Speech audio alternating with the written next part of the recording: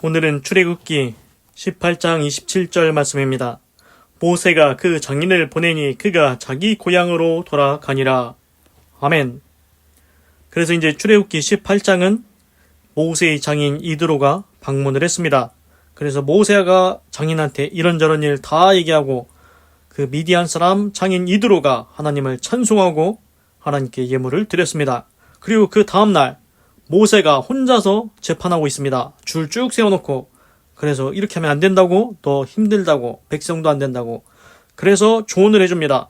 1000부장, 100부장, 10부장, 50부장, 10부장 세우고, 그 쉬운 일은 자기들이 알아서 처리하고 어려운 일만 네가 처리하면 된다. 그렇게 했습니다. 그래서 모세가 장인 이드로의 말을 듣고 그대로 했더니 잘 됐습니다. 27절 모세가 그 장인을 보내니 그가 자기 고향으로 돌아가니라. 그리고 어떻게 합니까? 그 모세가 자기 장인이 얘기한 대로 다 했지 않습니까? 그래서 모세가 그의 장인을 이제 고향으로, 장인이 살던 곳으로 이제 배웅을 합니다. 잘 가시라고. 그리고 이드로는 자기 고향으로 돌아갔습니다. 그래서 이제 오늘 보면은 모세가 장인 이드로를 고향으로 이제 배웅하지 않습니까? 잘 가시라고.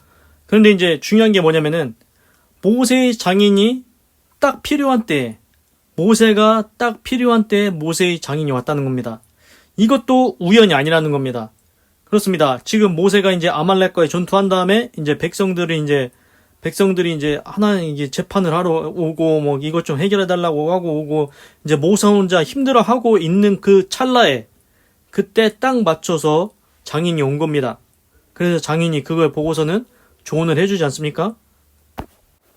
그래서 이제 모세가 어려운지 어떻게 알고 하나님께서 모세의 장인 미디안 사람 이드로를 보내서 너는 이런 조언을 딱 하게 해서 그것이 다 잘 해결되겠습니다. 신기하지 않습니까? 우리 인생도 보면은 이런 신기한 일이 있습니다. 이게 필요할 때 딱 맞춰서 이게 딱 될 때가 있지 않습니까? 그래서 이제 이건 들은 얘기인데, 이제 논에다가 물을 대려고 이제 준비를 하고 있었는데 마침 비가 오는 겁니다. 신기하지 않습니까? 이게 그러니까 하나님이 도와주신 사람은 하나님이 때를 맞춰서 해주신다는 것입니다. 그리고 이제 오늘 보는 것처럼 비록 이드로가 모세의 장인이고 이제 미디안 사람이지만, 유대인은 아니지만, 이스라엘 사람은 아니지만 미디안 사람이지만 모세한테 조언을 하니까 모세한테 도움이 되지 않습니까? 그렇습니다. 하나님께서 모세의 장인 이드로를 통해서 모세한테 조언을 해주게 했습니다. 그래서 모세가 이제 재판하는데 더 편하게 되지 않습니까? 그래서 이제 우리가 인생을 살 때도 우리가 생각지도 못한 곳에서, 상상하지도 못한 곳에서 이제 도움이 올 수도 있다는 것입니다. 나는 여기서 이제 어떻게 도움을 받을 수 있을까 이렇게 이제 생각을 하고 있었는데 전혀 뜻밖의 생각지도 못한 곳에서 이제 도움이 올 수도 있다는 것 같습니다. 그래서 유대인이 아니더라도 미디안 사람이더라도 도움이 될 수 있다.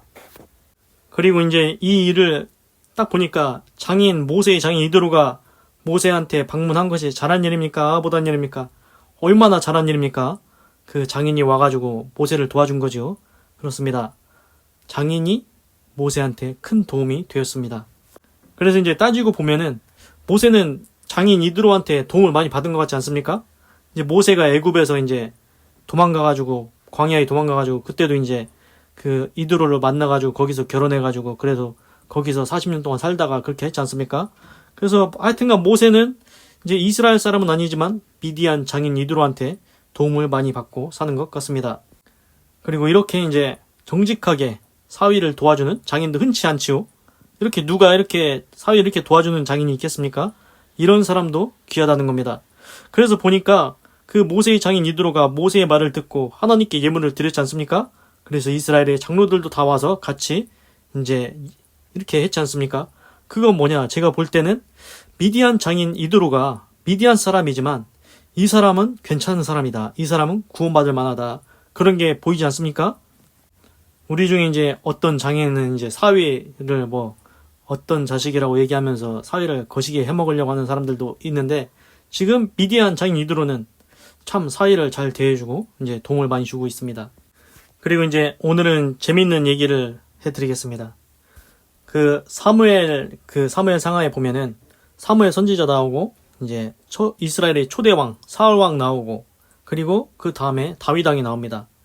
그런데 이제 제가 지난번에 말씀드렸는데 다윗 왕이 우리아의 아내 밧세바를 빼앗고 우리아는 전쟁터에 나가서 이제 니들은 뒤로 빠지고 우리아만 앞서 나가게 해서 우리아가 거시게 해서 죽게 해라.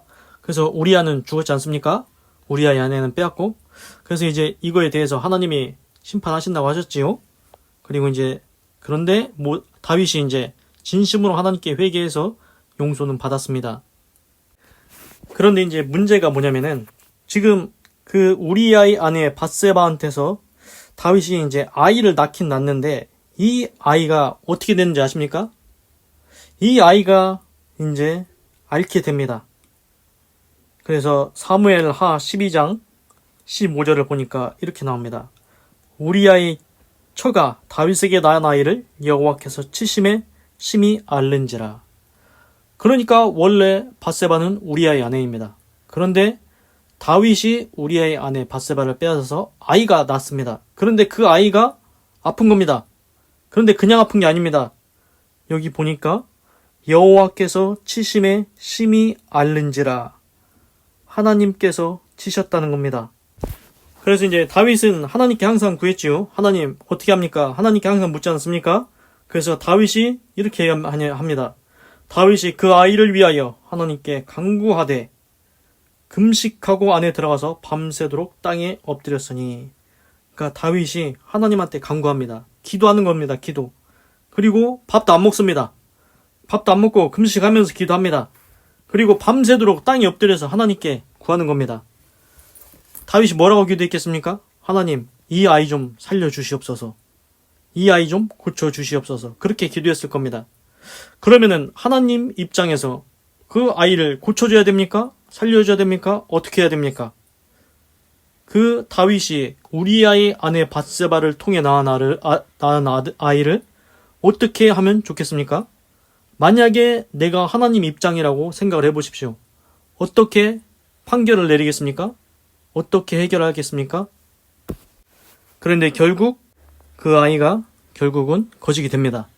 다윗이 아무리 열심히 기도해도 아무리 간구해도 아무리 금식해도 밤새도록 땅에 엎드려 기도해도 결국은 그 아이가 거지게 돼버렸습니다. 기도했는데 아이가 살아나지 않았습니다. 기도했는데 아이가 회복되지 않았습니다. 이거 어떻게 된 겁니까? 다윗이 항상 기도하면은 하나님께서 들어주셨는데, 그런데 하나님 입장에서 한번 생각해 보십시오. 지금 밧세바는 원래 누구 아내입니까? 우리아의 아내입니다. 그런데 우리아는 거시기 해버렸지요? 다윗이 시켜가지고, 그리고 밧세바를 통해서 아이가 낳는데 지금 아이가 거시기 되게 생겼습니다. 그래서 다윗이 기도하는데 지금 하나님 옆에 누가 있겠습니까? 제가 생각할 때는 하나님 옆에 우리아가 있을 겁니다. 우리아 장군이 있을 겁니다. 그러면은 다윗이 살려달라고 그 아이를 살려달라고 기도할 때 하나님은 우리아의 얼굴을 보면서 어떤 생각을 하겠습니까? 하나님은 어떤 판결을 내려야 되겠습니까? 나라면은 어떻게 하겠습니까? 다윗은 그 아이를 살려달라고 하는데 하나님은 그 아이를 살리겠습니까? 어떻게 그렇게 하겠습니까? 우리아 장군이 지금 천국에서 나와 함께 있는데 우리아 장군이 지켜보고 있는데 자기 아내 밧세바를 통해서 다윗 왕이 빼앗아서 낳은 아이를 살리면은 우리아가 마음이 어떻겠습니까? 하나님이 다윗의 기도를 듣고 그 아이를 살려주면 지금 하나님 옆에 있는 우리아는 마음이 얼마나 안 좋겠습니까? 화가 나겠지요. 지금 자기가 거지게 된 것도 그렇고 다윗이 자기 아내 빼앗은 것도 그렇고 그런데 그 아이까지 거지게 한다? 그러면은 우리아 장군이 하나님 옆에 있을 때 얼마나 마음이 안 좋겠습니까? 그래서 제가 볼 때는 하나님께서 다윗이 아무리 그렇게 기도해도 야, 네가 잘못한 거 아니냐? 네가 잘못해서 나는 거잖아. 지금 내 옆에 우리아가 지켜보고 있어. 내가 너 기도 못 들어줘 그거. 그렇게 한 것 같습니다. 그래서 정확한 건 아니지만 하나님께서 다윗의 기도를 들으시고 다윗이 살려달라고는 했지만 하나님 옆에 있는 우리야를 생각해서 다윗 네 기도는 그건 안 된다. 이렇게 하신 것 같습니다. 그래서 이제 이걸 볼 때 우리가 이제 우리 인생에도 이제 이걸 적용해 봐야 됩니다. 그래서 이제 다윗이라는 인물만 빼면 되고 우리야, 밧세바 이런 인물들 이름들만 빼고 거기에 이제 내 상황을 대입해 보면 되는 겁니다. 우리도 인생을 살다가 잘못할 때 있지 않습니까? 남한테 피해 주고서는 남한테 피해를 입혔습니다. 그래 놓고서는 막상 나한테 안 좋은 일이 생기면 막 하나님한테 가서 기도를 하는데, 야, 하나님이 들을 때는, 야, 너는 막 죄를 그렇게 해놓고서는 너 나한테 그렇게 기도할 수가 있냐? 내가 네 기도 못 들어줘. 너는 남한테 그렇게 해놨잖아. 근데 내가 너를 어떻게 잘해줄 수 있겠니? 그 하나님 입장을 생각해 보십시오. 그런 것 같습니다.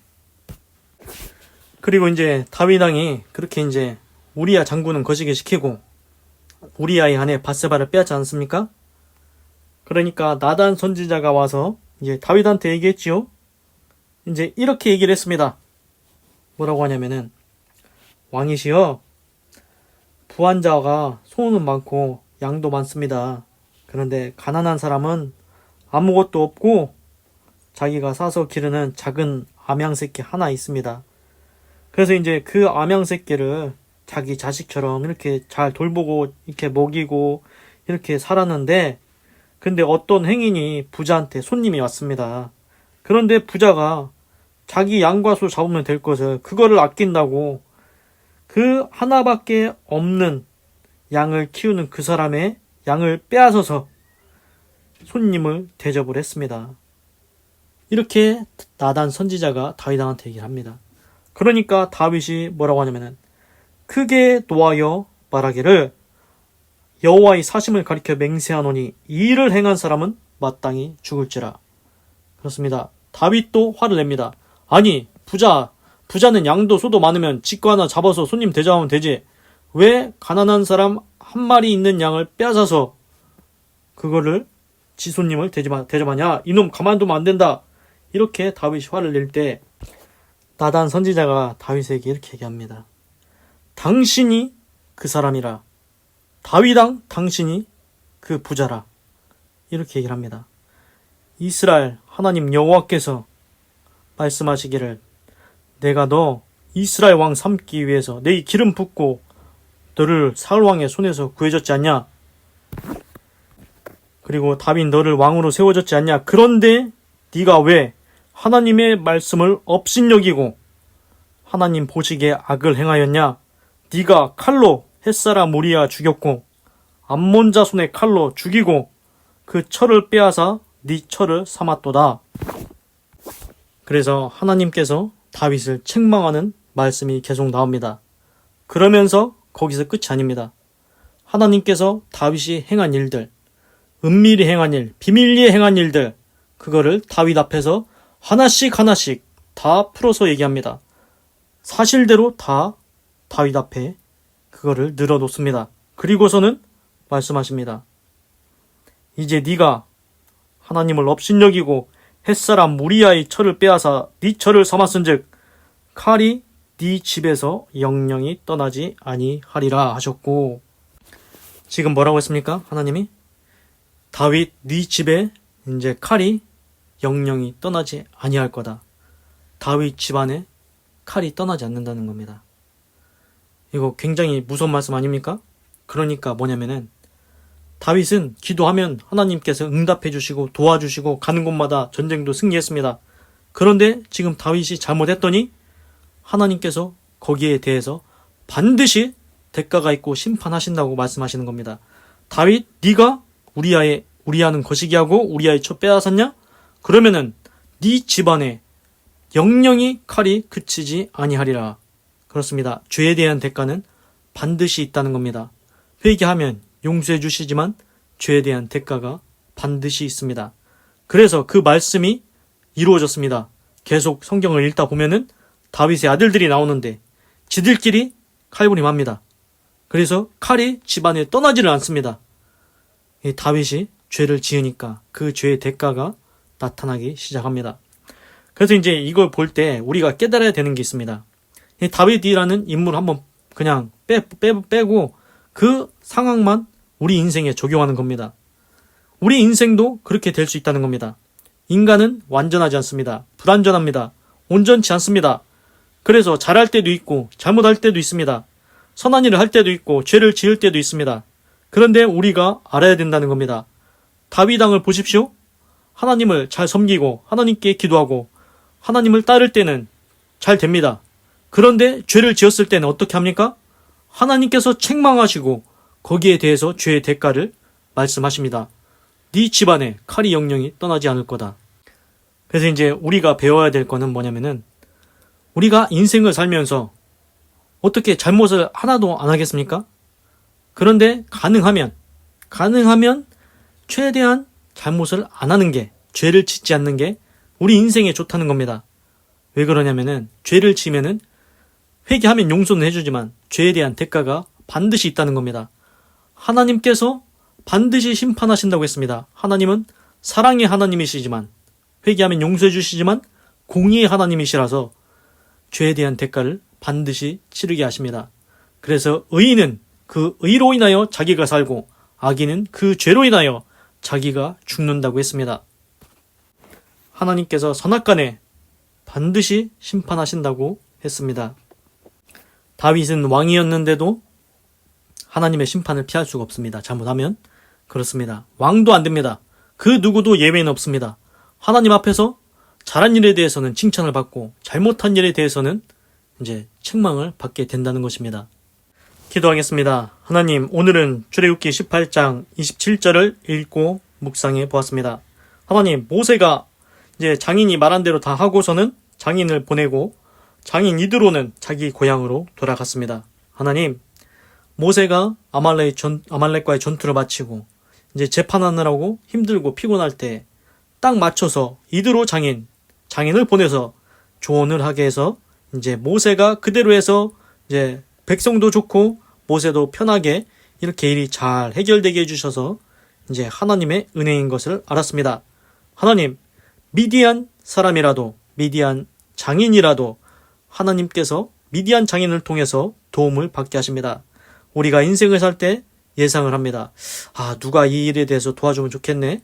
그런데 뜻하지 않은 곳에서 생각지도 못한 사람을 통해서도 도움을 받게 하시는 줄로 믿습니다. 하나님, 우리가 인생을 살아갈 때도 이런 미디안 장인 이드로와 같은 조언을 해줄 수 있는 사람, 그러한 사람을 붙여주셔서 잘 모든 일이 해결되게 하여 주시옵소서. 하나님, 그리고 오늘은 다윗에 대해서 한번 또 생각해 보았습니다. 다윗이 밧세바를 통해서 아이를 낳았는데 이제 죽게 생겼습니다. 그래서 다윗이 살려달라고 기도를 하는데 하나님께서 살려주시지 않습니다. 생각을 해봤더니 지금 하나님 옆에는 우리야 장군이 있습니다. 우리야가 있습니다. 우리야가 있는데 그 아이를 어떻게 살립니까? 그 아이를 살리면은 우리야의 마음이 어떻겠습니까? 자기 아내를 통해서 다윗이 아이를 낳고 산다고? 그럼 우리야는 얼마나 화가 나겠습니까? 그래서 하나님은 다윗의 기도를 듣지 않으신 것 같습니다. 하나님, 이걸 볼 때 우리가 다른 사람한테 잘못해놓고 다른 사람 거시기 해놓고 하나님 앞에 나가서 기도하면 그 기도 안 들으실 것 같습니다. 야, 너는 저 사람 저렇게 거시기 해놓고 나한테 복 달라고 기도하냐? 하나님은 들어주실 수 없는 것 같습니다. 하나님, 우리가 다른 사람한테 잘하고 선하고 의롭고 정직하게 행하고 그 다음에 하나님 앞에 나와서 하나님 나도 복을 주시옵소서 하면 하나님께서 복 주실 줄로 믿습니다.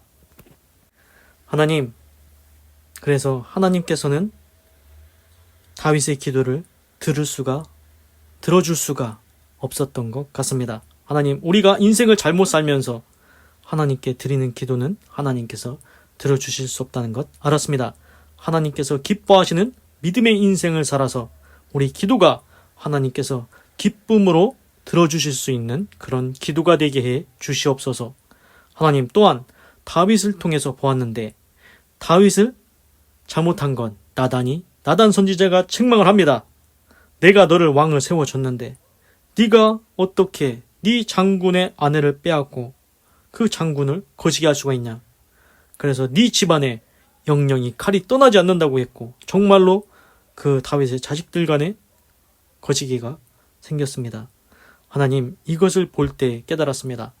다윗도 하나님을 찾고 하나님께서 응답해 주시고 가는 곳마다 승전했습니다. 잘할 때도 있습니다. 잘할 때는 복을 주십니다. 칭찬해 주십니다. 그런데 다윗도 왕이지만 잘못을 하면 하나님께서 그 죄에 대한 대가를 치르게 하신다는 겁니다. 하나님은 공의의 하나님이시기 때문에 선한 일에 대해서는, 의로운 일에 대해서는 칭찬하시지만 악한 일에 대해서, 죄 지은 것에 대해서는 네가 죄에 대한 대가를 치러야 된다고 그렇게 말씀하시는 것 같습니다. 하나님 다윗만 그러겠습니까? 우리 인생도 모든 사람이 다 동일하게 적용된다는 것입니다. 그래서 하나님께서 우리에게 원하시는 것이 무엇인지 한번 생각해 보았습니다. 하나님께서는 우리가 인생을 살면서 가능하면 최대한으로 죄를 짓지 않고 하나님과 동행하며 의롭고 선하고 착한 일을 하다가 하나님께 칭찬받고 천국에서 면류관을 쓰는 그러한 믿음의 삶을 살아가는 것을 원하는 줄로 알았습니다. 하나님, 내 힘으로는 그것을 할 수가 없습니다. 우리가 인생을 살다가 의도적이든 의도적이지 않든 고의로 하든 생각지도 못하고 실수로 그렇든 우리가 죄 지을 때도 있습니다. 하나님, 가능하면 최대한 인생을 살면서 죄를 짓지 않게 하시옵소서. 죄에 대한 대가가 반드시 있기 때문입니다. 하나님, 우리는 살면서 의롭고 선하고 착한 일을 하며 하나님께 칭찬듣는 믿음의 삶을 살아갈 수 있도록 인도하여 주시옵소서. 그것이 나의 힘으로 되는 게 아니오 오직 하나님의 인도하심으로 하나님께서 나의 마음과 생각을 붙드심으로 그렇게 될 줄로 믿습니다. 하나님 감사합니다. 사랑합니다. 찬양합니다. 주님 홀로 영광 받으소서. 사랑이 많으신 예수님의 이름으로 기도드립니다. 아멘. 건강하시고 예수님 믿고 구원 받으시고 예수 내 구주 하나님의 축복이 말지어다. 아멘.